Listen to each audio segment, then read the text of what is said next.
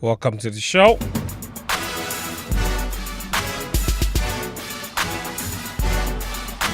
This is Game Plan on 99.7 Joe FM, hits 103.9 FM. My name is Fentio Tahiru Fentio.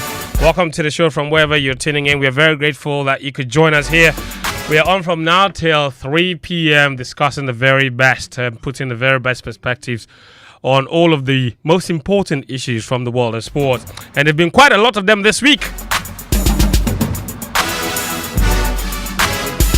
Beginning in Parliament, quite a lot has gone on there in the past few days. The parliamentarians are weighing in on what they believe are the solutions to Ghana's football problems. The submissions on the back of Nabila demise from the hooliganism incident that has now put all of Ghana's football on a pause. Now, quite a lot happened, so we've decided to summarize the issues for you in this very report. Delivering a statement on the floor of Parliament, MP for Brekum West, Dixon Dia, called for the enhancement of security at stadiums and strictly enforcing disciplinary actions. I urge Ghana Football Association and the National Sports Authority to put in place stringent measures and security and safety measures to prevent such occurrences in future. No family should endure such a pain over a football match. For his part, MP for Bolga Central, Isaac Adongo, delivered a scathing criticism of the Ghana Football Association and its management of football in the country. Mr. Speaker, I was very sad to hear my colleague mention that they were struggling to get very simple first aid. You don't have ambulances. You have no business playing football in such a field. That is a death trap.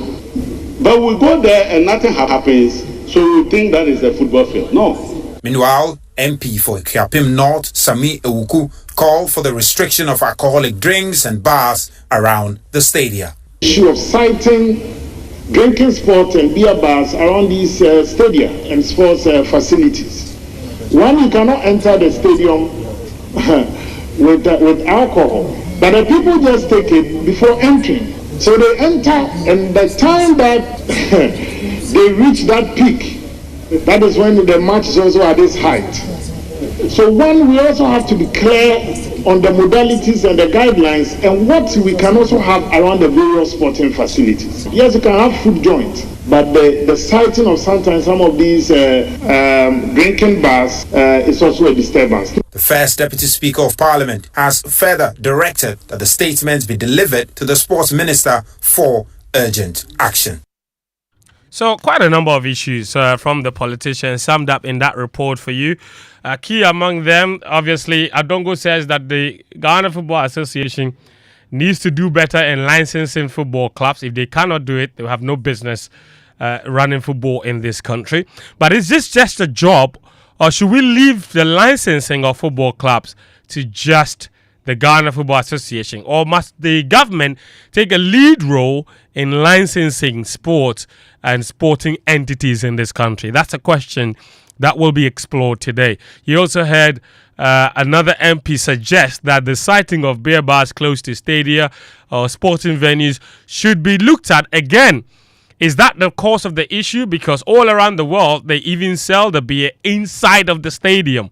At halftime, people go and queue for beer. Is that the cause for what our football is at the moment? And then there are issues also to do with broadcast services and or the lack of it, if you like.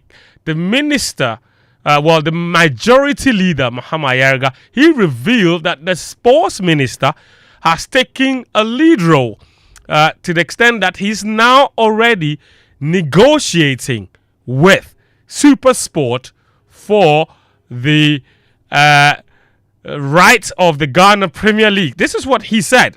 The minister is already holding meetings with the media to see how we can project sports. Indeed, he has revealed to me that he is looking to negotiate for Super Sports and others to begin to cover our local leagues. So the footballers themselves, when they see that their tournaments are covered on Super Sports. They know that a global platform is being provided them to showcase their skills so that scouts all over the world can view and then come and try and then recruit them to their various countries.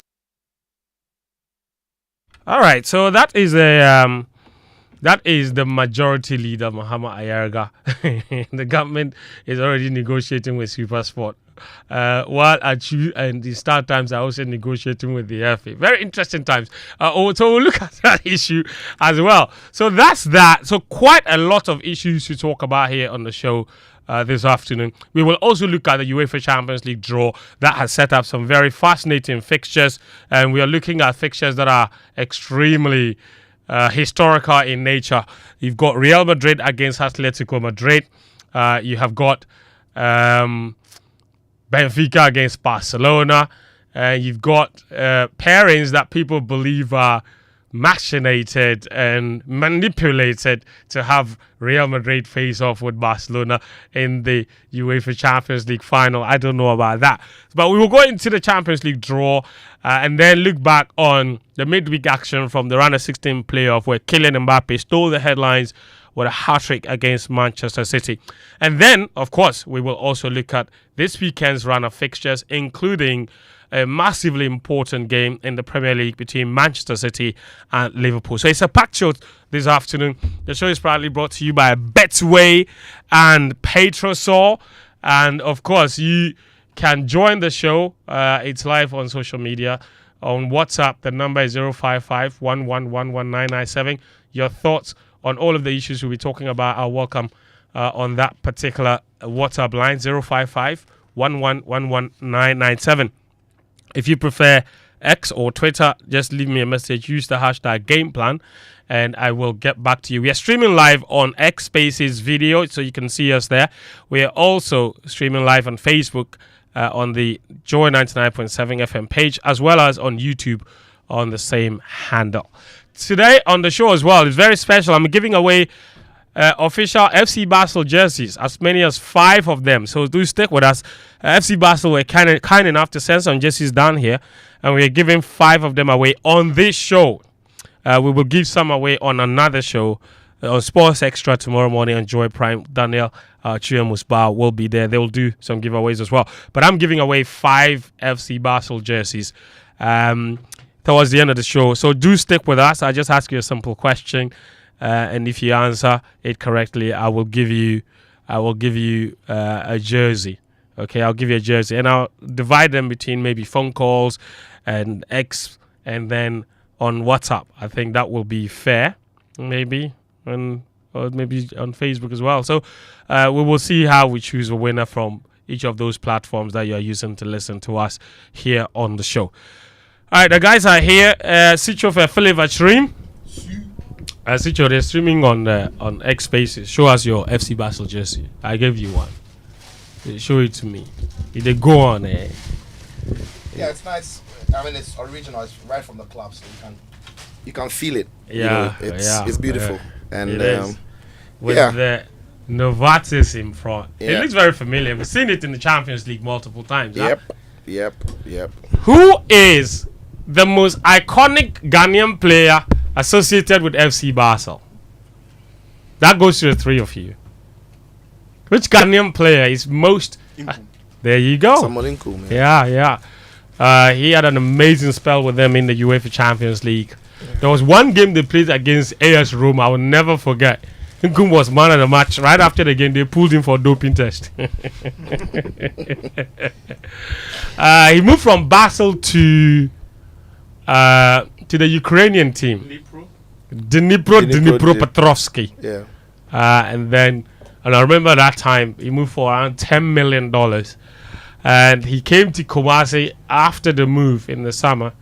By the way, that was a very troubled move, wasn't it? He spelled there. There was one moment where he got substituted, took off his jersey. It was crazy. It was a very troubled move for him in Ukraine.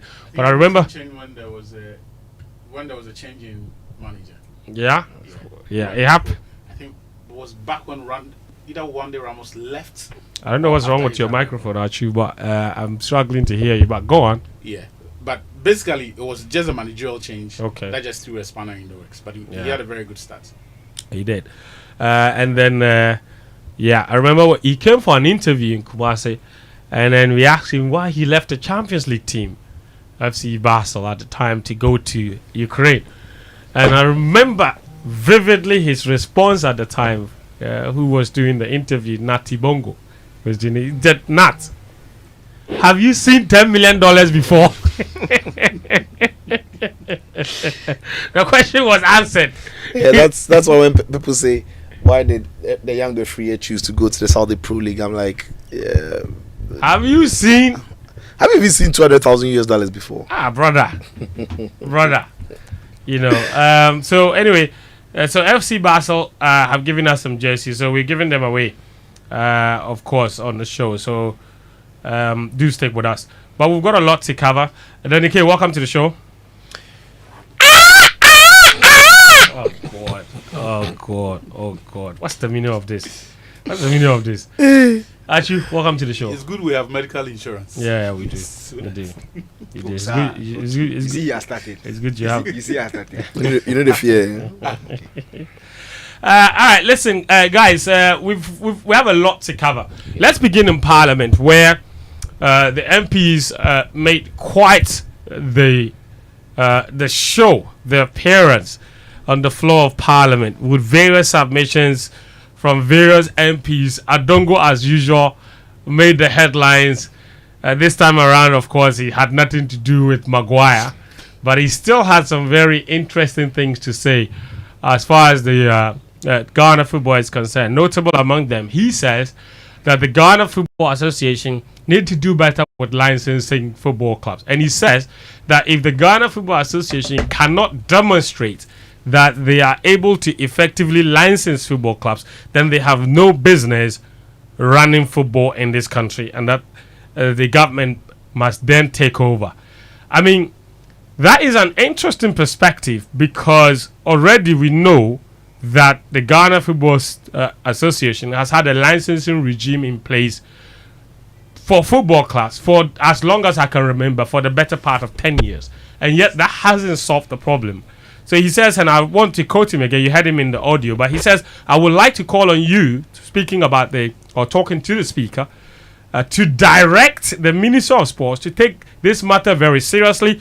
And if the GFA cannot follow rigorous protocols for licensing our football clubs and the football stadia, we should not be playing football as a country. Is that a good understanding of the situation, Sicho? Or you think that this is just playing to the gallery and blaming the FA unnecessarily, when the government has probably the biggest role to play in all of this matter? I think it's a fair understanding of the situation, because the FA has got a responsibility because at the moment they are implementing the licensing. But I like what he says, that if the FA is incapable of doing it, then maybe the government has to take over.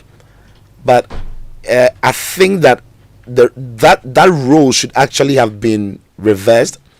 The government should be taking over from day one, and the FA working with what the government has described as its policy, and which would have the government's licensing, and which would have the government's regulator of what sports should be in this country, narrowing down to football. So we have left the FA to decide what football is in this country, when it has to be the state that has to decide what sports or football is in this country, and how in turn how it is run in this country.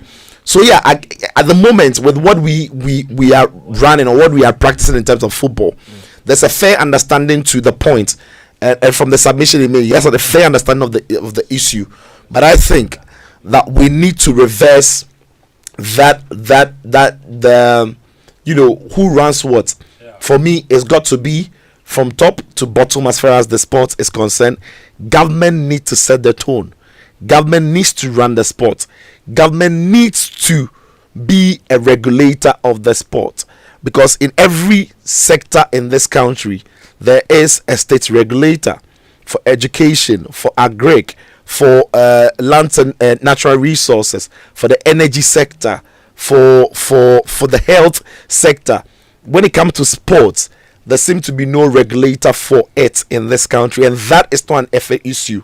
That is a government problem, and that hasn't necessarily been the outgone administration's problem. It hasn't been the NDC before the MPP that left. It hasn't been the current NDC. It's just been Ghana's government, or Ghana's, if you like, the political class throughout its democratic period, sidestepping sports and overlooking the significance of sport to what it could contribute to its economy. So now there has to be, I'm happy they themselves are saying they are resetting the country. So now there has to be a reset of that thinking, and there has to be a reset of what we think of sports, because like I said, the FA in themselves have demonstrated in the last 5 years that they are not capable. And they are not capable because maybe they don't have the expertise, maybe they don't have the know-how, or maybe they are too selfish and greedy and they are looking after themselves at the expense of the general good of the game. So government has to step in, because if you leave it to at the moment, we have individuals running Ghana football. We don't have any system running it. And if you go to any serious place, no individuals run it. Systems run these things. But how do you put systems in place? It has to be backed with policy and then cash injection. And I have a sense that one of the reasons why governments have always been running away from taking up this, policy guidance and regulator is because of the cash aspect. So if we are saying we are regulating the sport, there's a side of it that the government need to make sure that they are putting in place. Key thing, infrastructure. Key thing now, the government needs to some way, somehow beef up, in fact, ambulance services, because now the ambulance services tell you, okay, hold on, if we really need to do what you're asking us to do, provide ambulances for every venue, we don't have the capacity to do that. So are you going to bring us more? Does that mean we are going to employ more ambulance drivers? Does that mean you're going to employ more people? What does it mean to the police service? Does it mean you now have to open a wing that is trained to cater for crowd? I heard the IGP saying that they need to straight away start training people for sports risk something. There's a word to use, which means at the moment the country doesn't have that. So if the government is taking the responsibility of, the FA is collaborating with the Ghana Police Service, have CAF officials come and train some police officers selected for stadium security. Yes, so at the moment it's not there. No. Now, but when that is done, the next available date for any training that can be done is in September. Unless another country that had earlier put in a request withdraws, then Ghana can go into before that, or should I say in the absence of that, we know there are CAF instructors here. A lot of them are listed with the Ghana Football Association. Those are people who, if the sports ministry were minded to, if the Ghana Football Association were minded to, you would not need CAF's approval to organize these training sessions, right, for the people who you want to train. That is, if your infrastructure accommodates that kind of skill set. No, but that would depend, because I think the CAF also has segregated it. So there are people who do different things for the instructors. That is sponsored by CAF. Yes. I'm saying that we have people at the level of CAF instructors in Ghana, Ghanaians. Yes. If the GFA wanted that skill set to be trained so that more and more people will have it, so that we'll use such people to run our football, be it for league games, FA Cup or national team matches. If the sports ministry wants us to have that, all they have to do is to facilitate and pay for that kind of skill to be taught. Right. Okay, I get that. So what I'm saying is the government I think that government after government have shied away from the responsibility, because in the end, if the government is going to bring its regulators to regulate Ghana sports, and also in doing so, making sure that match venues are safe, making sure that places where teams are going to be trained and playing are safe for fans and for the teams, then the government now would have to ask themselves if what the facility they are providing as government is even standard. And that is where the government knows very well they fall short. Because look, a lot of the municipal parks, right, that the DCs and MCs have to actually get in shape for sports to, it's not well kept. They are even they are worse. They are worse than the ones that the clubs themselves have found money to put together to build. True. Accra Sports Stadium is dying. Kumasi Sports Stadium is not good enough. Cape Coast is dying. Tamale, Takrade.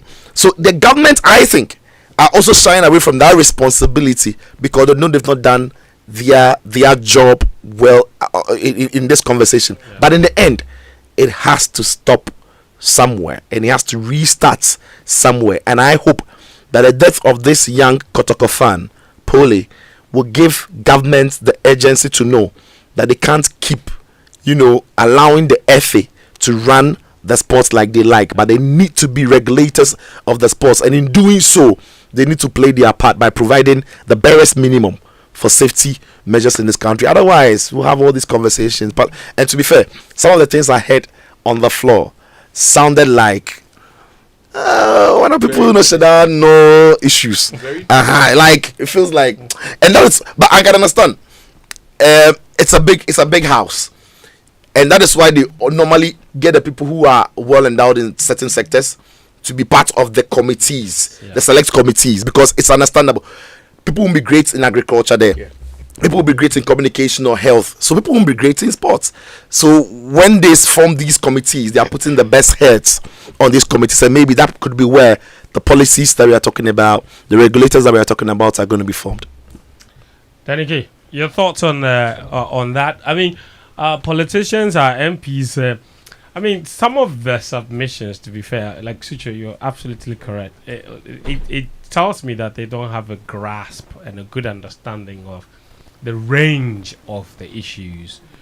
And that's problematic because a very good understanding and diagnosis of the problem forms a big part of the solutions. Yeah. The people who are supposed to be doing this don't seem to have great ideas about what the problem is. Then we are in deep trouble. Yeah, that's where it starts from. Identifying the problem is where it starts from. And if you are the root cause of the problem, in fact, let me put it that way, identifying the root cause of the problem, that's where you start from. And I will not understand why a lawmaker will seem empty on a subject when he's making a presentation to Parliament. If you are going to make such a public statement, it goes through certain level of research. You do your proper work before you come out and speak. And again, I always say that is the result is what shows the competence of the committees. It's not their qualifications. When we put them together, they work. The results that they churn out as a committee, be it the committee in Parliament for sports, together with the sports ministry, the consistent results that they churn out every year is what shows their competence. Yeah. So unfortunately, what we are seeing right now is as a result of the incompetence of the previous committees and previous ministries, year on year, and we are here. Mm-hmm. And what we heard in Parliament this week for me is very discouraging. It's very discouraging because it feels like they are playing politics with the issue. And for me, it really disturbs me. This is and as Sitsofe said, this is an opportunity for us to hit the reset button, go back to the roots and fix the problem. Look, Ghanaians are not stupid though. Like, showing the Ghana Premier League or Super Sport is not going to let anybody watch. The thing is rubbish. Like, people live by the venues, they don't go. So why do you think if you put it on Super Sport, it's going to make them go? The thing was streaming for free on YouTube for the first half of the day. People are not watching. Like, the product itself has an issue. You know the funniest thing? The fact that he said Ghana Premier League will soon be competing with EPL. It's almost as if he was... I'm talking about the Honorable Mahama Yarga. It's almost as if he was... what's the word I'm looking for? It's like he was bantering. Yeah, it didn't sound... It sounds like he was... It was a... the whole thing was a joke. He's saying some. Yeah, he's saying some. Why would you say that? Like... That doesn't reflect the reality on the ground. That's just disappointing. See, to be frank, if you watch... I chanced upon a Zambian Premier League game on Super Sport. Charlie, Zambia... The quality of the pitch, the how deliberate they were with advertising. Like you can tell that this is it's a plan properly orchestrated. Like they are doing the thing, Ankasa. It's not a joke. Like they are not playing around. And what makes you think that Super Sport will want to show your league in this state? We always want to dance around the problem and try and find these grandiose quote unquote solutions. They are not working because the thing itself has a problem. When you fix the thing, all this is like what? They say, what? Seek ye first the kingdom of God. All other things. Fix the product. And everything else will come. People are not watching the Premier League because somebody has said that something. When you watch the thing, the drama, the storylines, The look and feel of it. everything is inside. So you watch. We are not watching Champions League because it's Champions League, so we are watching. The quality level attached to it. World Cup, the quality level attached. Charlie, so you can't play around. Look, back in the day, when Ghana Premier League they were not showing every game on TV. No. We were showing like 2 games a weekend. Yes. Those who couldn't go to the stadiums will sit in their houses and watch. The stadiums were full. There was quality attached to it. And it showed because at that time, Black Stars quality, Ghana Premier League quality, the same. And when I'm saying Black Stars quality, I'm talking about the players who were playing in Europe, the big leagues. If you look at who they were competing with in the national team, some of them were local players, top players, going all the way in CAF interclub competitions, like competing with the best. That is quality. So at that time, when you say we're going to put the thing on TV, people were fighting over broadcast rights. They were fighting over title sponsorships. That's because the product has quality. You can't go and take a poor quality product and come and beg somebody to bring their cameras to show that. No, but it's 2025. Football, look, the money that we are sitting on, this football, the money with the sit top. And you remember it was 2023, the FIFA transfer report. Yes. Ghana is in top 10. In this poor state we are in, we are in top 10 of countries that have the most transferred players. Like people are, we were number 1. We're number 1. People are still coming to Ghana in terms of numbers. Yes. People are still coming to Ghana. The value of the transfer wasn't a lot. So ask yourself, Faint, if you're able to fix your grassroots, if you're able to fix the roots, imagine the amount of money that will be circulating in this economy. If 150 plus players are being transferred from Ghana to Europe every year with quality attached to them, they meet the standard, and they are now, the European clubs are now being forced to pay the standard fee for players in Ghana. Because you see that top 10 list, somebody has sold 36 players. But the 36 players, the accumulated transfer fee, it's like 3 times. But like 50 times. So I made a mistake. Like 50 times what Ghana has sold without 123 or 136 or 150. So there is potential here.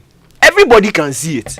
Yet we are sitting on the thing and we are talking about Super Sport. If our Super, I'll block the minute. No, but I see. But you see that Super Sports again. The majority leader said that the sports minister is looking to have that conversation with them. But I'm thinking again, Danny said, I don't think he said he's looking to. No. He didn't say he is negotiating with them.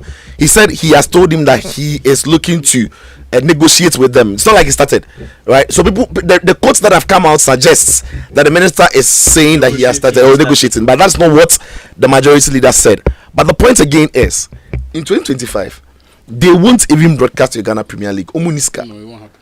Like even the big franchises that they have, they are doing everything to cut down costs. And so you, as a country, I'm looking at maybe then the government should have been saying that okay, this is a game, you see, and then it measures it.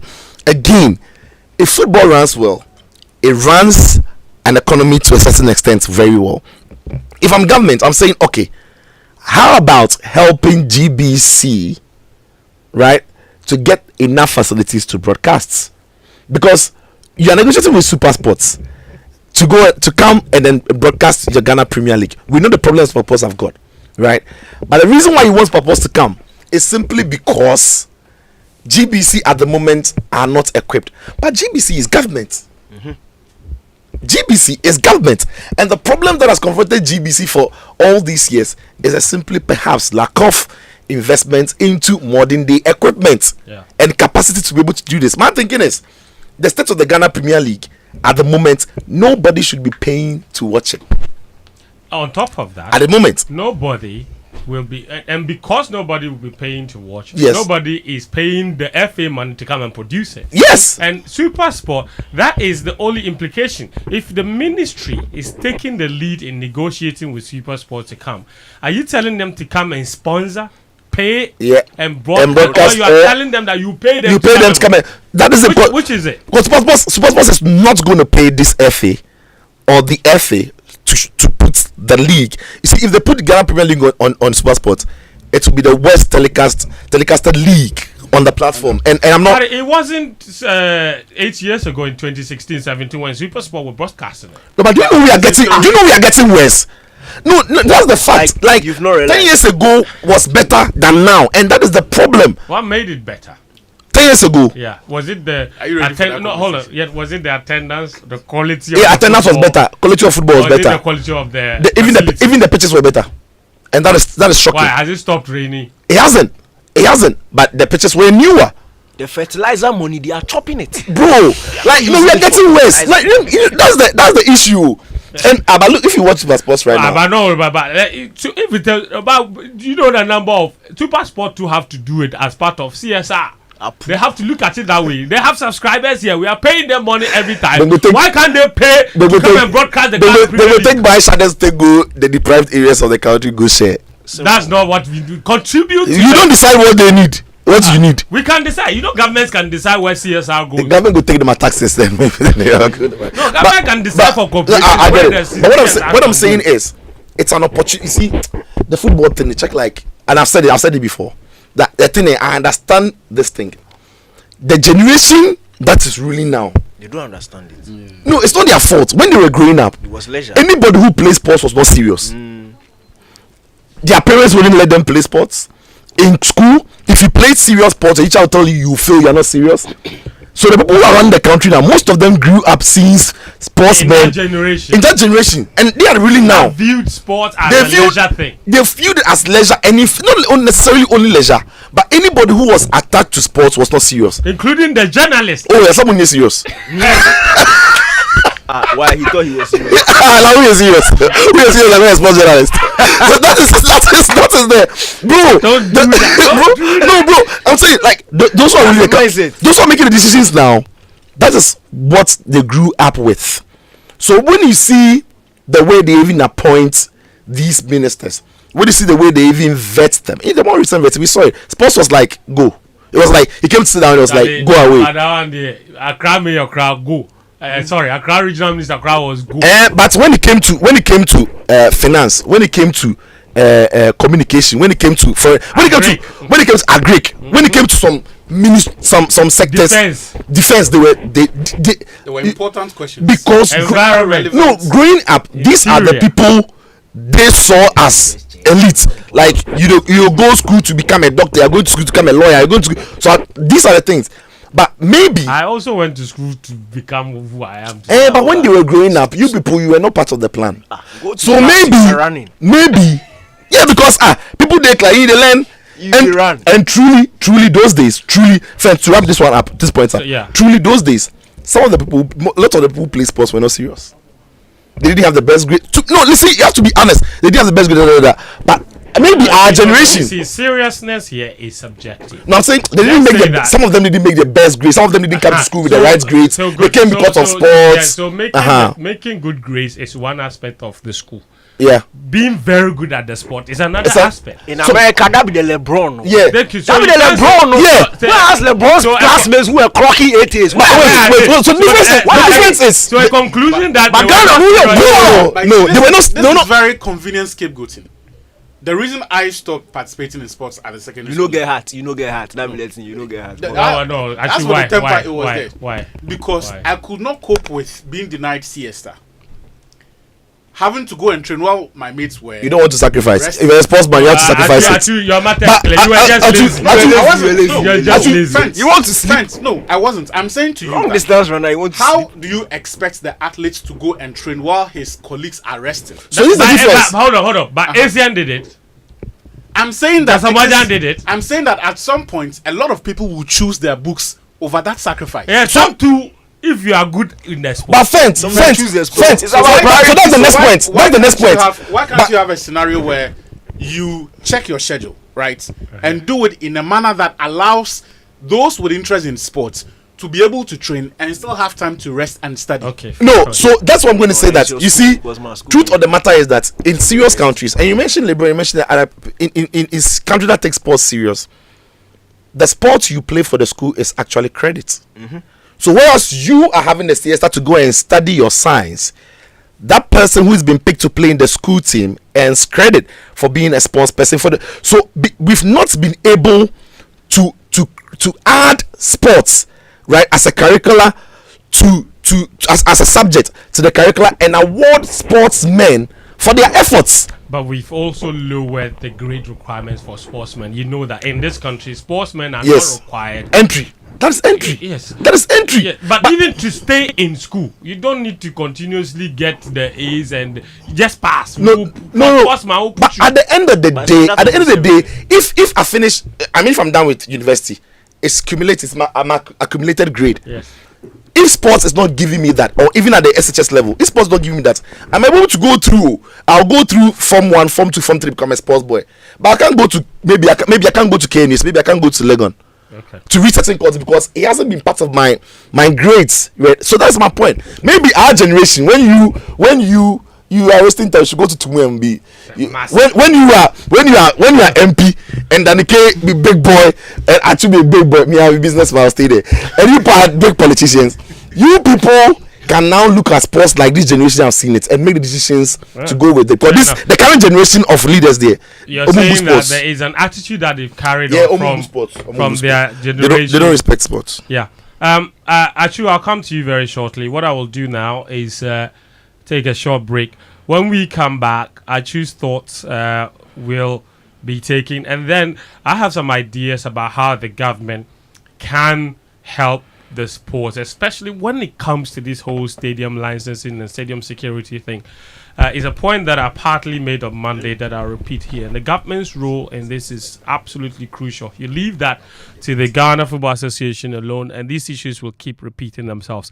This is a game planned on 99.7 Joe FM. It's proudly brought to you by Petrosol, Platinum Energy, Energizing Dreams, and Betway. Get way more. This break will be very brief, so do stick with us. We'll be right back.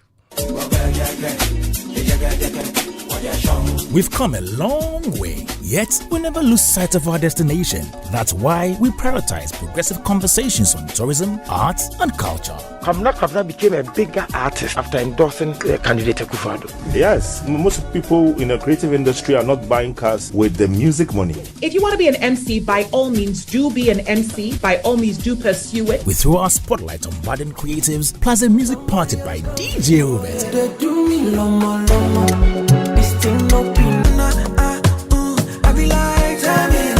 Your favorite showbiz personalities also hang out with us. What up, it's your star Kwame Eugene, Sweet Boy, African #1. Hey, what up, people? My name is Kamido, aka Top Boy. Ghana, I go by the name Abiana. Wagwan, this be Black Hole representing for Kwame Dazi. So make a date with us every Saturday from 2 p.m. to 6 p.m. on Joy 99.7 FM for entertainment refined, truly defined. It's Showbiz A to Z with me, Kwame Dazi. Showbiz A to Z, your most authoritative entertainment talk show on radio. St. Mary's Senior High School, Accra is celebrating 75 years. Join us for the 75th Speech and Prize Giving Day, co-hosted by the 2000 Year Group. Theme: Empowering Minds, Shaping Futures. 75 years of girl-child education in truth and virtue. Date: Saturday, 22nd February 2025. Time: 9 a.m. Venue: the school field. Distinguished guests are Chairperson Smogan Ama Ochre, Advisor to the President of Afrianism Bank. Keynote speaker Smogan Morgan Jean Mensah, Chairperson of the Electoral Commission of Ghana. Guest of honor, Her Excellency Professor Nana Jane Opoku Ajiman, Vice President of the Republic of Ghana. Your host is the headmistress of St. Mary's Senior High School, Miss Philomena Owusu Ansah. Let's unite and celebrate this historic milestone and contribute to the Legacy Project, refurbishment of the dining hall facility. St. Mary's, truth and virtue.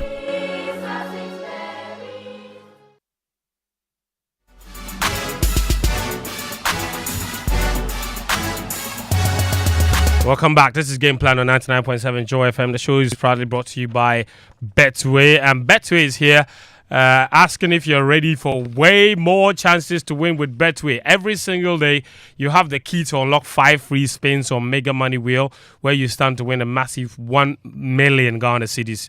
And so what are you waiting for? You can log into betway.com.gh today and take your spin at all. Thanks to Betway, terms and conditions apply. Betway is regulated by the Gaming Commission. Bet the responsible way. Betway, get way more. The show is also sponsored by Petrosol Platinum Energy. Do you want to fill your tank and have your dreams energized? Then look no further. Drive straight to Petrosol now. We're celebrating 10 years of excellence. Petrosol, National Best Quality Awards winner, rewards you with the Energizing Dreams promo. What happens there? Well, 3 draws done already, 3 more to go. We don't share tricycles, motorbikes, TV sets, refrigerators, even fuel coupons.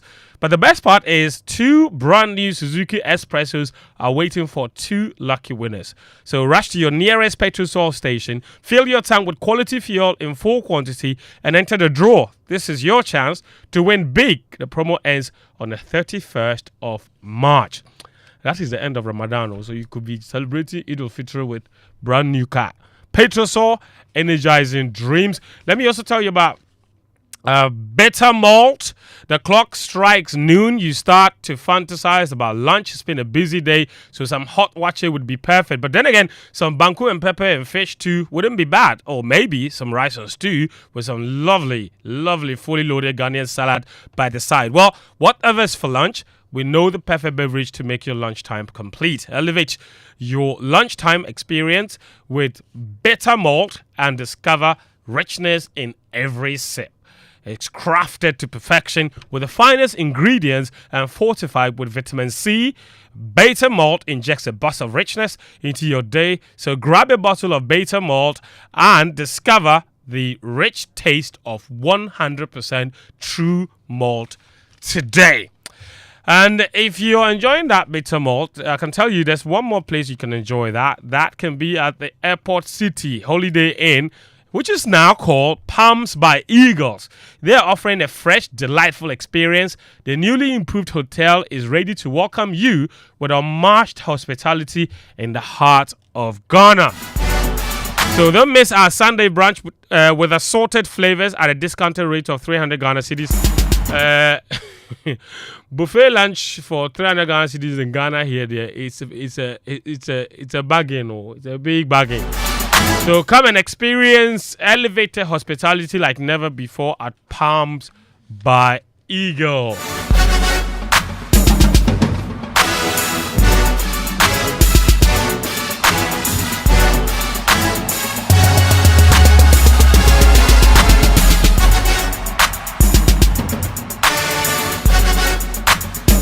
All right, let me tell you about Nanaba's Women of Valor is back. The 3rd edition is landing in the beautiful city of lights, Paris. So get ready to experience a movement of audacious women sharing untold stories of courage and resilience. This year's powerhouse lineup includes Chidima Additional, representing Nigeria, Miss Universe Nigeria, and first runner-up Miss Universe. Anna Shebinina from France, luxury real estate expert and CEO of AS Global Realty. And then Tucci Ivowi from Ghana, CEO and founding member of the Ghana Commodity Exchange. Mami Jemfu Ayaboa is CEO and founder of Oma Hair and Office & Co. by SA. Sikagoka is etiquette coach and hospitality consultant. The date for this year's event is the 7th of March 2025. The 7th of March 2025. Don't just hear about it. You can experience it. Travel with us to Paris and be part of this life transformational experience. You can contact Travel Wings at 055-674-9872 for exclusive travel packages. 055-674-9872. Or go to womenofvalor.co, okay? .co, or maybe .co, not .com. Womenofvalor.co for more details. Women of Valor, Paris 2025. The Audacity of Carriage is in partnership with Joy FM. All right. We'll tell you more about some more amazing things here on Game Plan on 99.7 Joy FM, also on Hits 103.9 FM.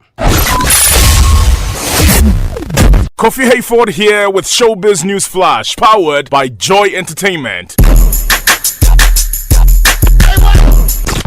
Some Creative Arts members have reacted to the demise of veteran actor Mauli Semevo. Two of such, George Quay and actress Na Shoko, whom Mauli worked closely with last year, have also reacted, with Na Shoko saying that she's heartbroken and George Quay saying he's lost for words.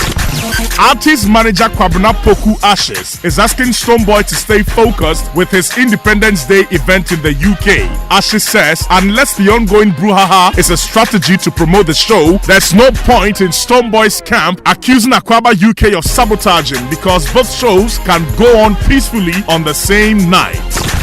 Kanye West has come under fire on social media for making insensitive comments about singer Cassie. Many say they are disgusted by Kanye insinuating that singer Cassie extorted her former partner Diddy in the abuse case that popped up last year. That's all for now on Showbiz News Flash, powered by Joy Entertainment. Do visit Joy Entertainment social media pages and myjoyonline.com for more. I am Kofi Hayford, Joy Entertainment. We are large and in charge. All right, welcome back. So this is Game Plan on 99.7 Joy FM. Atsue Tamakloe is here, of course, as well as Sitsofe, Philip Achrim and Daniel Koranteng. They are my guests in studio. Big shout to Yasechi. The University of Ghana Corporate League is starting tonight. I'll take you through some of the fixtures a little later on the show. But Atsue, quick thoughts on some of the submissions from our MPs. I've got a lot to say on that topic, especially regarding what they can do to help with stadium safety and security and what have you. But, Sitcho, would you stop giggling? What's so funny? Charlie's radio. So stop giggling. It's coming through the mic. Because you share a mic with Atsue Tamakloe. But that one is a host problem. if you've called Atsue to speak and you can't meet my mic, my mic is on. Why do you blame me? I mean, Gen Z answer. Gen Z answer will give right. 055-111-1997. Listen, those of you on WhatsApp, you probably are interested in entering our jersey contest. Just send me a message. I'll take the first correct answer or the first two correct answers and then give out jerseys. Mention one guest we've had on this show. Okay, we've had this show since. That's not the question. The question is, who is the greatest footballer of all time? All time, yes. The answer is one. What are you talking about? The answer is only one person. You simple get answer. around simple answer. If you're an ardent listener of the show, you would know. One Greatest guest footballer that, of all time. hold on. Okay. One guest that we've had on this show. We started in 2023 March. So one guest. Somebody drop him. Quick. Somebody. It dropped the room quick. Actually. Charlie. So it's a speed test as well, right? Yeah. But multiple people will get it. Bro, first But first 2 cents at the same time. It doesn't matter. Don't worry. Charlie, they're running from Zakumolo. He said Atsue Tamakloe. Atsue is a guest. I was a guest on this show before. You know, be guest. I became. No, he was a guest. There's an answer. It's a correct answer. Atsue was a guest on this show before There's an easy he answer. became an employee. Yeah, true. Yeah. There's an easy answer that people will miss. Yeah. A shock. Actually. So anyway. No, but it's no. Also, no, hold on. So the same question goes to those who are listening to us on Twitter as well, right? On X. Mention one guest that we've had on this show. I'll choose the first correct answers and then give out the jerseys. And those of you on Facebook Live as well, Karim, on Facebook Live, drop a name of one guest that we've had on this show since we started the show, and I'll give you a jersey. And then I will open the phone lines and give out a jersey to someone who would be able to give me a correct answer. So the first few people to call. So that's how I'm going to give out the jersey. It's really simple. This is not some elective mass test. Okay? Friends. Yes. What time did you ask the question? Because somebody has won the jersey in my WhatsApp. Give your jersey in to fact, the person. No, the person's part of the competition. What talking about? We have WhatsApp number that the person is texting you. Wait, you tell them people send it. Send a text. Let me tell you my answer. Okay, anyway, so they are listening at the Ministry of Sports and Recreation. Okay. Serena is listening. Quick. Serena answered quickly before you asked the question. That's Asamoah. Quick. So Serena, she's won. It's not my fault. It's here. What time did she send a message? She sent it before for to ask it. Tell your time. Serena from the Ministry of Sports and Recreation. Don't worry. She sent the answer 113. No problem. Listen. 113. Listen to me. 113. Yes. On WhatsApp. Yes. The ones who are sending to our WhatsApp number are sending to on WhatsApp. Yes. WhatsApp has timestamps. So yes, so we'll check the time. That's all. Compare her time to the other people. It's not difficult. Oh, it's not. Serena, you win. I'll bring your jersey to you. You score there. Greetings to everybody at the Ministry of Sports and Recreation. They say, please, the ones on X, make sure you add the hashtag game plan, or else we will not see your message. Okay, so add the hashtag game plan. One guest we've had on this show, you just gave away Asamoah, but maybe nobody has tweeted yet. Maybe you go and tweet it. If you are the first person to tweet it, why not? You win. That's the whole point. It's also about speed, right? Like you want 13 you own. Massa. Quick, 113. Actually, quick thoughts on the MP, because we need to talk about Champions League, and there's a lot to talk about there. Charlie? Yes. This week, Hey, somebody said you're right. I think he's referring to Robbie. No. Yeah. No. Guess on sports. What are you talking about?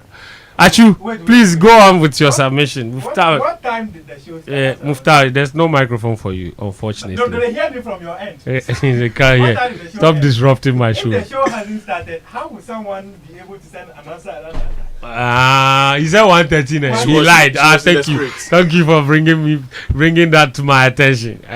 What a lie. Anyway, let's move on then. So this weekend, if ever there was any indication that our ruling class, yes, and this cuts across the GFA and the Sports Ministry and the NSA, they have no idea what to do with sports in this country, our football. Everything that happened in Parliament is confirmation and proof of that. Okay. Because beyond the noise, beyond the public anger and everything else going on, in a well-run country where the officials actually know their job, what you would hear from them, beyond the messages of solidarity and all of the emotive niceness, what you would see from them is they will speak to existing social support systems and infrastructure that has already been laid in place, and then they would speak to where it has broken down and what solutions they are going to put in place. Unfortunately, what we have had this week in Parliament, and in fact in the entire episode, have been uneducated guesses, poorly researched takes, and sometimes statements that would have had more value if the people who made them were silent. Okay. Really? Yes. No, they shouldn't have. Because, look, and no matter what you say about the fact that there are people who are specialists in their chosen field, there's something that Daniel said that for me was instructive.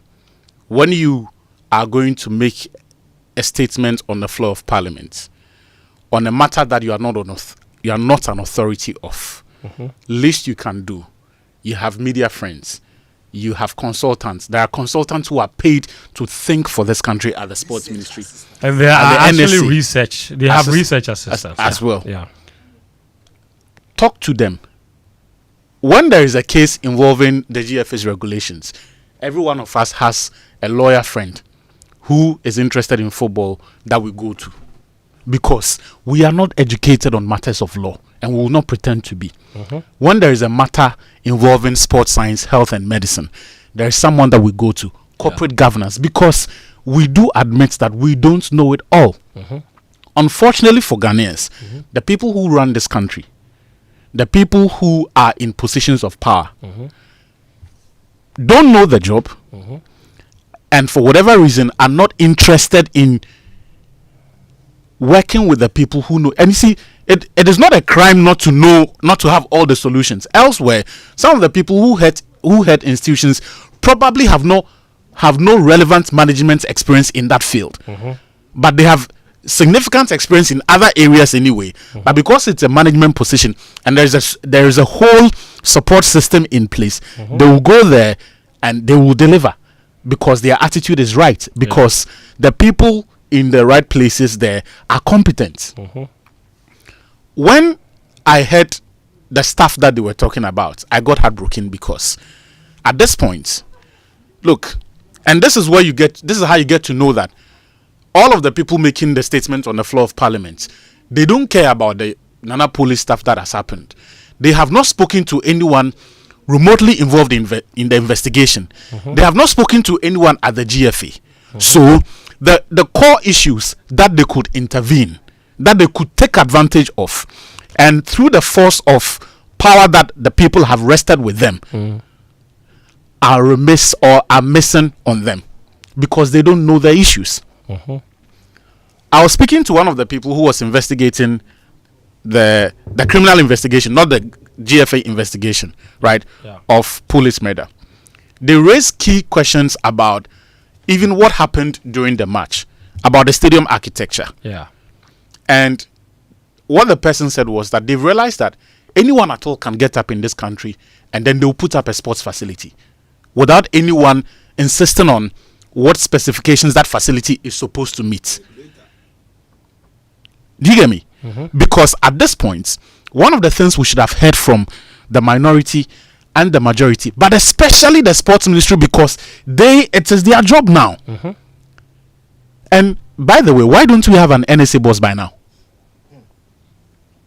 Because at this point, the NSA boss should be able to tell us that based on what has happened, we are reviewing the license requirements for sports infrastructure in this country.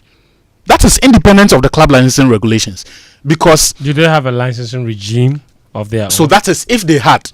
If they don't, you need to tell us what you are going to introduce. Because one thing that the investigation has exposed, and I'm hoping that someday the GFA will be able to share their own reports, because they sent a DCOP there, right, to tell us what they had in that report and what advises, because some of the things that they have to implement are beyond their remit. It lies within the remit of the NSA and the sports ministry. An example is what I've mentioned. If tomorrow Mr. Cheremi decides to build a football park, who has the authority to go to Mr. Cheremi and tell him that the facility you have built cannot be used for any competitive game, even for recreational purposes? It cannot be approved because it poses safety and security hazards to its users, and that even for competitive sporting purposes, it does not meet the sporting requirements. When then the country decided to throw away, and that's the expression I'm going to use, because there was no sense in the way GNPC, Ghana Gas, went about building artificial pitches that posed safety and security threats to its users. There was nobody in this country who sat down, and when I say nobody, I'm talking about those in power, because some of us, there's nothing we can do. If listeners can't do anything about it, someone should have looked at that investment and thought, hang on a minute, if we are sinking tens of millions of dollars into football infrastructure, then maybe we need to ensure that it will be fit for purpose for Premier League matches, that those who use it can actually pay for it. So through that payment, you then get to maintain it. The one at Inasi, we had to bend rules just to ensure that that facility is admitted to host Premier League matches, because it was not fit for purpose for most of them. Last year, 2 years ago, when the deputy minister went to Morocco, he was crying that he had now been made aware that the artificial pitches we're building in Ghana were 10 years old. Like in terms of meeting the industry requirements, they were 10 years behind what China in 2003 or something. And I was like, bro, you are supposed to be a regulator. You are a deputy minister. So the fact that today, when this matter has happened, because those who were able to breach the inner perimeter at Nswatri, that is a is an issue that clearly sits with license and regulations. The fact that it is someone's private investment really doesn't matter, because if you go to Nigeria, South Africa, anywhere, any country where they regulate any events with public components, there are specifications that you have to meet. Yeah. So as we sit here, we have heard from the sports minister, we have heard from the majority leader, we have heard from key members of the minority. And here's the thing: if you can't look at all of the people who we have heard from, they are the people, politicians, and Ghanaians generally believe that they are the future of this country. So when you talk about Samia Uku, he's viewed as one of the people who should grow into becoming a bigger boy and one of the shot callers in the NPP. Yeah. Mama Yarega is majority leader. He's he's part of the present and the future of the NDC. Kofi Adams is sports minister. From none of these speeches have we had any direction. Look, I think we were discussing this privately about how some of the most profitable football institutions in Ghana do not pay taxes because they have found a loophole by registering as NGOs. Yeah. And you know them. Some of them, they are our friends. You can't fault them because somebody has decided not to think, or the people who are entrusted with state power have decided not to think. So if there is no regulation that will force these people to be proper football entities, business entities that will pay taxes, that cannot be their fault. Today, when someone says they have set up an academy, who determines what qualifies as a sports academy? Because trust me, not everyone will have the foresight and even the resources to put together something like Right to Dream. They do robotics for their kids. And the last time we were running a story about, I think you did that interview, right? About the brilliant students, some of them who have gone on to Ivy League. Of course. Yes. Nobody is saying that every academy in Ghana has to be like Right to Dream Academy, but there needs to be a certain standardization. That has to come, that is a function and a consequence of thoughtful leadership. And that has to come from the sports ministry. Look, for me, I am very disappointed in how all of this has happened. I was hoping that at some point we were going to get something, right? I mean, something concrete. Something concrete about. It almost sounded like, and this is to be fair, look, it almost sounded like the MPs were also there to complain like the rest of us. Like the rest of us. When they should be leading in terms of directing and action. Because, like the rest of us. You know, and you see, yesterday, Daniel and I were having a conversation about how today we are producing a lot of screen kids, right? Kids who really are not creative. By the structure of the society does not encourage them to play around. But where are the playgrounds? Even if they wanted to. If they wanted to. Yeah, it's a problem. Listen, Atsue, I have a few things to share to the government and the MPs whose research assistants probably didn't do a good job for them, or maybe they didn't even ask them to do. Probably didn't even know that their bosses were going to speak about that. You know. But as a government, given how much we've gone through in terms of stadium disasters, including this latest incident, it is shocking that by this time, the government has no National Stadium Safety Committee, or that we don't have a licensing regime for our stadia or our football clubs. So I'm going to say this now. The Ministry of Youth and Sports, the government of Ghana, of course, we need to start now by drafting legislation for licensing football clubs in this country, and draft another legislation licensing stadium in this country. That has to happen now. We need licensing regimes for our football clubs and licensing regimes for our stadia. Let's do it now. Put heads together and do it now. That legislation will do a whole lot. It will cure a lot of the problems that Atsue is talking about. It will solve the problem that Adongo, the Honorable Adongo, is complaining about, that the GFA cannot institute straight compliance protocols. That is because the Ghana Football Association, even though it has a licensing regime, The Ghana Football Association is an association, and the football clubs are members of that association. The ones who are left to implement those protocols are the ones who own these clubs. So how do you ask the policeman to police himself? So the GFA Exco put together the club licensing committee. The club licensing committee members go around the clubs to now license the clubs which are owned by the members of the ESCO who put that committee together. Are you seeing the absurdness of the situation? And that is why we will continue to make excuses and make compromises so that the football continues. The Football Association, that same association, should not be allowed to license itself football clubs in this country, which include members of the public. Because the biggest participants in our football are the members of the public. So, as a result of that, the government needs to have a supervisory role over licensing of our football clubs. At the moment, they don't. So, when the licensing committee goes to Dawu and they see that the pitch is horrible and the inner perimeter is not good, and they come in and say, we are giving you provisional license. Are they going to come down and boldly write that Keto Kreku's Dreams FC has been banned from using their stadium? So we make compromises for our own members.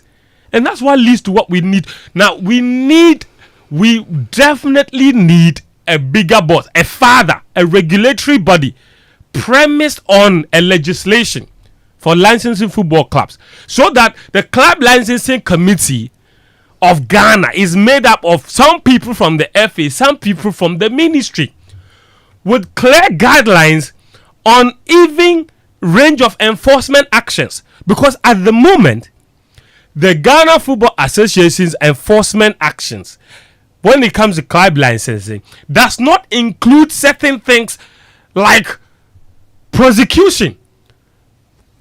But if that legislation came from the government could have its own levels of enforcement actions. So, for example, they can begin with informal warning or prohibition notice or reduction in capacity, go all the way to cautions, and then prosecution of members for repeated offenses. We currently don't have that. So, as it stands now, there is no absolute form of punishment for stadium security issues in this country. Who are you punishing if a stadium disaster happens? On what legislation, what are you standing on to punish the people? You don't have a law on stadium security in this country. That has to be fixed. The new ministry has to do that immediately. The National Sports Authority should have been the authority in charge of all these things, but they're so powerless. So club licensing regime from the government, it has to happen. The Ghana Health Service can shut down a hospital for not complying with certain requirements. The Ministry of Health can do that, acting through the Ghana Health Service. GES shuts down schools. The Ministry of Youth and Sports, the NSA, cannot shut down a football club for not complying with certain regulations. First of all, which regulations? They don't have them. So what would you stand on to tell a football club that, like Atsue said, that the stadium you have built, is not good, so you can't play a game there? What law are you using to do that? What regulation? What metrics? What metrics would become your measuring instrument? This is the problem we have in this country. That's the problem that the lawmakers should be aiming to fix. Not be telling us that they are negotiating with SuperSport to come in. If you put perfume over a smelly armpit, it will still smell. Oh, are you sure? Champ, I said, if you have body odor, you spray perfume, you spray perfume, it will still smell. You've reminded me of some quotes from SS. You see, that's the thing. If you have body odor, you have to get rid of the body odor first before you apply the perfume. The perfume will not mask it though. It makes it worse. The smell of body odor and perfume together. Ouch! Bad combo. Oh, champion. And if you slide away the perfume be about perfume then tulale. Yeah, tulale. You can't do that. the prosecution bits that you mentioned. You understand? In the last few years, we have seen the English or the UK parliaments and then the FA at different times stopping takeovers because the owners or the proposed owners of those new owners did not meet the fit and proper test. If anybody is coming in to buy a football club in Ghana, or even sponsorship, the Ghana government, the Minister of Youth and Sport, has no legislation or regulation to vet the ownership. So literally anyone can come in here and do what and see, and we've seen it happen where people come and take over clubs on the promise of some big money that we haven't even vetted the source to ensure that there's sustainability, and then a few months down the line everything collapses. Person withdraws their interest. It shouldn't be. We should be protecting, and we need legislation to do that. So government has its role in all of that, and government's role in all of this is big. So we have to draft that legislation as a matter of urgency. But a stadium certification. You know when I lost hope that they were going to? Before number 12, there was a landmark opportunity for us. The xylophone episode. Yes. Yeah. Exactly. The xylophone episode. A very good example. That was an excellent opportunity for the government to come in and then say, you know what? We now have to institute some legislation to be able to vet any potential sponsor of our leagues, especially for organizations that hitherto did not have the kind of windfall they are promising to bring into our football. Exactly. Right? Even beyond that, there is a few years ago, there was someone who was fronting for some media conglomerate to say this matter. You don't know. Talk about it. Somebody Sheikh Tawfiq got sued for it. So I was going to say that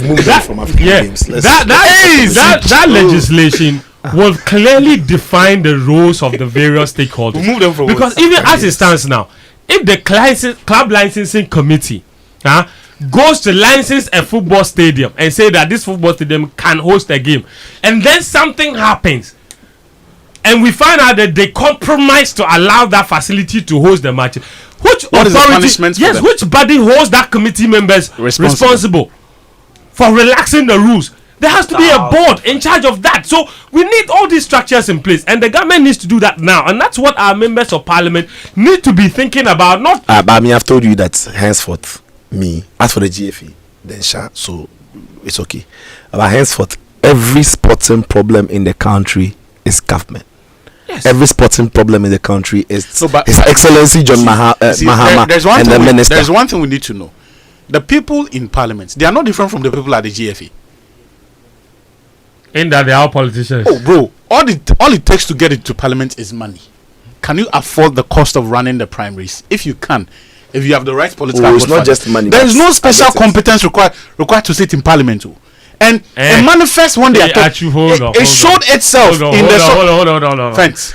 You are now straying into. I am not. I'm telling you that. But what do you consider competence? Be measured in your expectations. No, what do you consider competence? Well, you said no if you had said no special qualification. Yes, I would agree with you. But that's what I'm saying. The competence. No special competence. Yeah, competence is not the school, bro. People who from this country have gone to school. He knows what he's saying. In the context of this conversation, the two are one and the same. In the context of the parliamentarians that we have seen, competence qualifications, they are one and the same. It's not the same. It's not the same. Results, I said it earlier, bro. Results is what proves your competence or incompetence. It's not your qualification. We have had very successful people in private life. Have we not had competent people go into situations that or systems that have combined to make them ineffective? In parliament. In fact, this matter that we are talking institution about. Of parliament. In this matter, let me answer. In this matter that we are talking about, what is the obstruction? What has stopped Samia Wuku? What has stopped Mahama Yarega, Kofi Adams, sports minister? What has stopped these people from doing their job? What is the obstruction? They have to talk to some of us to tell them what they need to do. But even that ultimately, the president's idea of what is important to him matters. Yes. Big time. Like, it matters big time. because what all the things we are saying needs proper funding. It's not talk. I agree. And the president has to decide that sports is a priority. So you could have a minister who is competent. You could have MPs who are competent. And I've said the competence is broad. You don't need all your MPs to be competent in sports. You don't need all your MPs to be competent in every sector. The reason why they'll go into the select committees. But I'm saying that it doesn't matter who the sector minister is and the competence. If sports is not a priority area we don't see what's coming doing with sports. It wasn't a matter of. You see, you are expanding the thing. I'm just saying to you that it's a big issue. You can't silo it. I'm just saying to you that Parliament has shown its hand by the stuff they've said, both opposition and government especially. If there were any proper ideas, I'm not talking about the implementation stage. At this point, it's your intentions that you communicate to us. We should have heard all the brilliant ideas. Look, it doesn't necessarily even need to be what the president wants.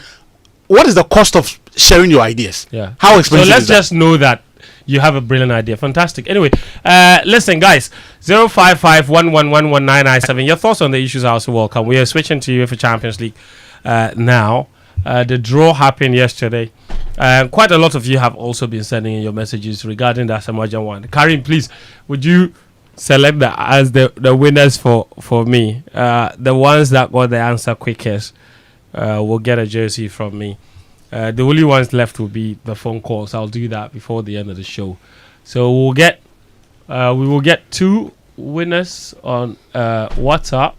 We'll take 2 winners from X. And then we will take. You already have one, so I'll do them my as well. Friend. And then we will take 2 winners from Facebook. So 2 from WhatsApp, 2 from X, 2 from Facebook. Hey, and then 2. Hold on, and then 2 from the phone calls. The ones who are listening to us, who would call. So, friends, lawyer for the WhatsApp people. You started by saying send a text. So people sent it on WhatsApp. If they knew that the first 2 on Facebook, they will go and say it. I actually said it. No, I said Facebook. You said the Facebook later. The text. The Facebook came later, and you also have to give the members on the panel some power. People need to know that Sitsofe Day Joy Sports way you go do show. You want protocol, bro? That's the benefit. Sorry, this is how corruption starts. Were you the one of the people who was condemning Afeyo marking for asking for protocol? No, I didn't. I didn't. In the military place. I didn't. I've never done that. Okay. It is proper. But you like protocol. No. Protocol is not a bad thing. If the person qualifies, you have the listen, I've got thoughts from people, lots of people who are sharing their opinions on a lot of the issues that we are talking about here. Let me see if I can read a few messages before we go on. Wow, the message is plenty. All right, this one says, I'm excited to hear that the Ghana Premier League may be live on Super Sports soon. However, before that, I think Honorable Kofi Adams should first fix the GFA, reduce the number of Premier League teams to only 10, and restrict the league to only 5 approved and well-maintained pitches. He can do all this in the next 1 year while having his negotiations. This is Courage in Koruferidia. Courage, that's a very interesting point that you made there. Thank you very much. We appreciate it. So, actually, there's a message here for you. Somebody says, don't run down Parliamentarian just because their sporting ideas don't meet your expectations. It's not fair. Francis in Medina sent us that particular message. And then this message says, why should anyone watch the Ghana Premier League? Commentaries on TV or even listening to radio is, you said, is a total embarrassment. All of you guys are the same, including Joy FM. Total mess. George from Malam Bawi sent us that message. George, we thank you. Why? All right. I've got more messages here. A lot of you also answering questions on which guests we've had here on the show. And I can see clearly that there's one guest that's popular. One answer that is popular. But I won't say it because I will need to take phone calls as well. So there's that. Nitojo in Tama says, Ghana sports make bazaar, no commitment, no planning. Interesting thoughts. I've got another message here. This one is from, who is that one from? Okay, hold on. For about a few years now, Okay, let me just get it. For about a few years now, I've been campaigning against the club licensing board for their consistent show of incompetence in their work. Much bigger and well-resourced countries are playing a property organized 10 or 12 club league, well-funded and very competitive. Can the club licensing board function independently, separate from the FA? This is Aziz Idigoro in Tema Community 1, side 10. That's a very interesting message as well here that you've sent on the show. Atsue? To do that, you have to take that power from them. Yeah, from the FA, you mean? Yeah, that's what he said. He said the club licensing board has to be independent of the FA, yes. Which is what I'm advocating. Yeah. That if that was a board put together by the government and some members, maybe with representation from the FA, that would work. The current arrangement is simply why it's ineffective and inefficient, to be honest. Hello, friend. Why are teams from the same country meeting each other in the round of 16 of the Champions League? Good question to take us into the Champions League draw. And it happened earlier this morning. And it's thrown out some very interesting fixtures. And they've already divided the size of the draw. So teams know all their opponents all the way to the final. On the left side of the draw, you have Arsenal taking on PSV Eindhoven from the Netherlands. There's Real Madrid versus Atletico Madrid. The winner of Real Madrid Atletico will play the winner of Arsenal and PSV Eindhoven. Then you've got Paris Saint-Germain against Liverpool. And then you also have Aston Villa.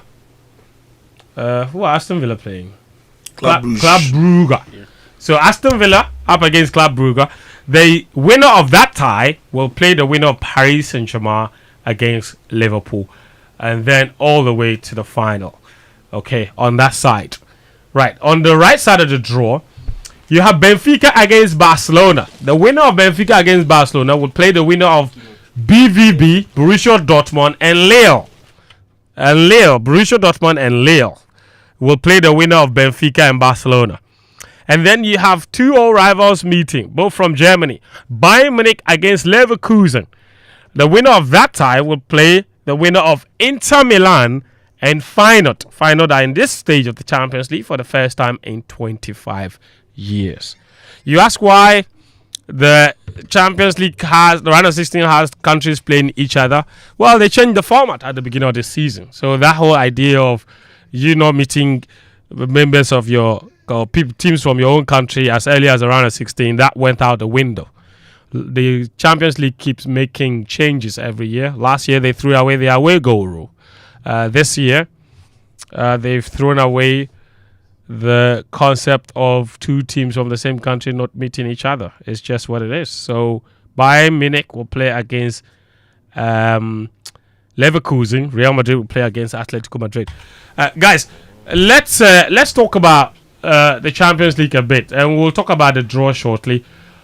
But Kylian Mbappe, what a performance from him. What a night. Listen, Pep Guardiola tried to do Pep things as usual. He benched Haaland. We thought he was going to do some magic. To be fair, City have been very poor this season, but still, that was a little underwhelming from them. Kylian Mbappe. Real Madrid, they signed big players for big nights like that. Yeah, that's why they brought him in. It took him a while to be himself. And while many thought he was struggling, he was still getting the goals, but not the big goals. But now he's himself and he's getting the big goals. He scored against Barcelona in the Super Cup. Yes, they didn't win, but he was their best performer on the day. He got to go against Atletico Madrid. Then he got the very important equalizer against City at the Etihad. And then at the Bernabeu against City, it was an Mbappe show. I think it's the first real Mbappe show that the Madrid fans have seen since they brought him into the club. But like you said, Erling Haaland was injured, so yeah, I get why Pep wouldn't start him. He wasn't even fit enough to warm up, so yeah. But the point then is, City's teething problems were still, glaring for everybody to see. And for me, I thought City were going to be humble enough to go into that game and try and stay in the game for as long as possible, because they still got some quality in the team to pop up with just one goal. and all of a sudden give the. I know they will score one goal, Madrid will do the drama, but at least give them something to think about. But they went in there to be City. They went in there to be expansive. But when you are trying to be expansive and trying to play the high line, you can't do that without putting pressure on the ball. And Asensio got a brilliant ball over the top, and that was it. As soon as Real Madrid got that early goal, there was no way back for City, because now City would have to be a lot more adventurous. And with the 3 front players, including Jude Bellingham, making it 4. For Real Madrid, when they get into the groove and when they get the space to run into, they will punish you, and they did punish them for that. Mbappe showed great composure for his second goal. I thought Bellingham finding Vinicius to Rodrigo, squeezing the ball through the legs of Kusanov, and then Mbappe's composure. That for me was the goal, because he could have struck the ball with his left foot. Vadio was actually trying to block a shot from the left foot of Mbappe. Mbappe had awareness to know that he could get a feint, so he just got the ball past him onto his stronger side. Had the opening, the goalkeeper saw he was going to go to the far side, squeeze the ball to the near side. Then he did a Cristiano Ronaldo goal for the third goal. And when Mbappe got the ball and dragged the ball with a step over, as soon as he did a step over and cut the ball into his left, straight away I had a full video clip flashback of the Ronaldo goal. So I didn't see the Mbappe finish, because my memory had replaced the Mbappe shot with the Ronaldo shot. So as soon as the ball hit the back of the net, I went to tell and say, guys, I've seen this goal scored by the GOAT, and even better, I went to look for the video. But I mean, that was an Mbappe night, brilliant. And I like the fact that now Carlo has got Mbappe, Rodrigo, Vinicius off the ball, willing to work. They are not pressing like all the big teams or the big pressers would do, but they're beginning to understand what it means to cut a passing lane, understand what it means to engage a player to get others to back up. And boy, Dani Ceballos, what a game he had on the night as well for Real Madrid. And also the big boys are back. Rudiger is back. Yeah. I mean, and see, I saw a tweet, and it just was so spot on. Someone said, watching Real Madrid, they said this might sound weird, but watching Real Madrid reminds me of football. Yeah, this is the football I grew up loving, bro. That's what I'm saying. That's what unnecessary passing, bro. You understand? He said watching Real Madrid reminds me of football. Watching football. And the deeper you think about it, the more you feel like he has a point. I understand what I get what he's saying, but I feel the same. But there's something about Real Madrid too that I picked up. Every season, they've got a player who was never part of the script stepping up when it matters. Ceballos is this one. Ceballos could be this season. Ceballos Asensio could be this season. Last season was Joselu and Lunin. Yeah. And when you go some seasons back, Lucas Vazquez got that moment for them. Yeah. And even Isco, he wasn't necessarily part of the 4-3-3, but in the season where they beat Juventus, Isco all of a sudden turned out to be an important part of the team in the second half. Yeah. And so this season is beginning to follow the same script again. And look, we have a team to beat. Danny, we need to take the phone calls. Do you want to comment on the Mbappe show, or you want to talk about that rather naughty manhandling of Brest from Paris Saint-Germain? Oh, that wasn't the best. It wasn't the best. On a more serious note, I even go where you want me to go. But look, PSG, they didn't try for their league. What do you mean? If I was the head of League 1, I would summon PSG to a meeting. Explain. You see, the League 1 for a very long time has been mocked for being a farmers league. Right. And it's something they know. If you remember last season when PSG reached the semi-final of the Champions League, they constantly were reminding everybody, is this what you call it? They are not farmers. It's something that obviously bothers them. So when you have the main points that everybody uses, PSG win all the time, they are miles ahead of everybody. And then you have this season where Brest surprisingly qualify for the Champions League. They do really well in the opening league phase, reach the playoff round, knockout round. You are leading them 3-0 on aggregate coming into the second leg. You score 1, you score 2, end it there for the face of the league. But right now you are empowering everybody, right? It's so obvious, right? 10-0, anybody can come to Liga and do anything that they want to do, because obviously aside PSG, everybody are shan, and it's not the best. 10-0 on aggregate, your own brothers, and what's that? They didn't try. I'm very disappointed. Actually, I'll come to you on that Liverpool versus Man City game this weekend. But I've got a message here which says, Good afternoon, Joy Sports. If journalists, the mouthpiece of society, think they are the best people to rule this nation, what at all is barring them from standing to rule? What are they afraid of? They should come up and end our problems. Wait, there's more coming. There's more coming. It's some drop watch. I said, you people your bath. You people. You wait for more. He's still typing. There's more coming. But okay, let's see. All right. Let me see. All right. I'm gonna announce the 2 winners on WhatsApp. Those who sent in their answers the quickest. This came in from. Okay, so this message came in from. What's his name? Stanley in Achimota at 2:15 p.m. Stanley, congratulations! You win yourself a jersey. And then the next one, Joe, your answer was Asamoah Gyan, so congratulations on that. Jan has been on this show, I think, twice actually. And then there is this one, which also came in at 2:15. Your message came on top of Stanley's message, and you say Asamoah Gyan. That's Dell in Madrid. Now, Dell, you also win yourself a jersey. I wonder how we will get your jersey to you. On Twitter, the winners are Pelo OP. Congratulations. Oh, by all means. You also answered Asamoah Gyan. And then So Bed Pumaya, you also win yourself a jersey. You also answered Asamoah Gyan. On Facebook, Agbesi Bissell, congratulations. You win yourself a jersey. Felix Amo Mensa, you two answered the quickest, so congratulations to you. Let's see who answers the quickest on phone. I'm going to open the phone lines real quick. See who gets to answer that question real quickly. 05511111997. Which 2 people will call in first? 05511111997 and 0302216541. Anita, please send the calls through. I know the thing is blinking right now. So let's see which 2 people we will give those jerseys to. But actually, quick predictions on the Liverpool game. Oh, Liverpool win that game. Yeah. Liverpool win that game. Easily, eh? Easily. All right. Big shouts to Diana. Wait, which Liverpool from? Man City. Did you ask you? Such a disrespectful question on the Liverpool game. We are talking about 4 times. People are not serious. All right, let's go to the phone lines now. Who is on the line? Yeah, this is a lawyer sitting from East Legon Hills. East Legon Hills. Yeah. Mention one guest we've had in the show. Obviously, Asamoah Gyan. But there's one very consistent guest. Who's that? And that's Sicho. All right, thank you. Sicho, somebody said you have been a consistent guest, so you two are an answer. So you win yourself a jersey. Those of you that have won the jerseys, just come to the Joy FM front desk with identification and pick it up. You can also empower someone to pick it up for you if you don't want to drive all the way here. But I'm going to leave those jerseys at the front desk, okay? So that's 5 jerseys we're giving away.